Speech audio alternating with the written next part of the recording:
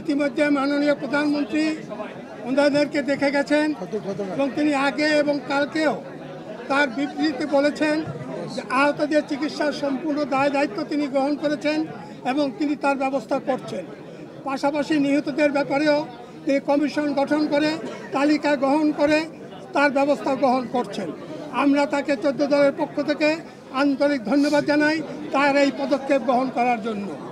আমরা নিহতদের শোকসন্তপ্ত পরিবারবর্গের প্রতি সমবেদনা জানাই এবং যারা ইতিমধ্যে নিহত হয়েছেন তাদের তালিকাও যাতে ইতিমধ্যে প্রকাশ পায় এবং সেই অনুযায়ী মাননীয় প্রধানমন্ত্রীর ঘোষণা অনুযায়ী তাদের সেই ব্যবস্থাগুলি হয়, তার জন্য আমরা অনুরোধ করছি কর্তৃপক্ষকে যাদের উপরে দায়িত্ব ন্যস্ত করা হয়েছে।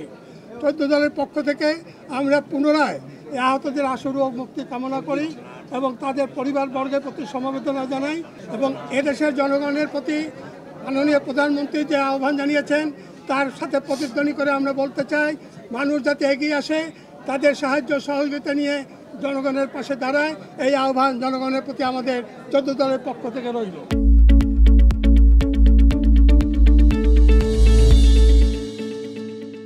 মাননীয় প্রধানমন্ত্রী যেটা বলেছেন আমরা তার সাথে একমত যে চিকিৎসা ক্ষেত্রে বা বিভিন্ন যে স্বাস্থ্যমূলক ব্যবস্থার ক্ষেত্রে কোনো দল নেই, দলমত নির্বিশেষে যার যেখানে অবস্থান সেইখান থেকে তাকে দেখা হবে এবং সেইভাবে ব্যবস্থা গ্রহণ করা হবে।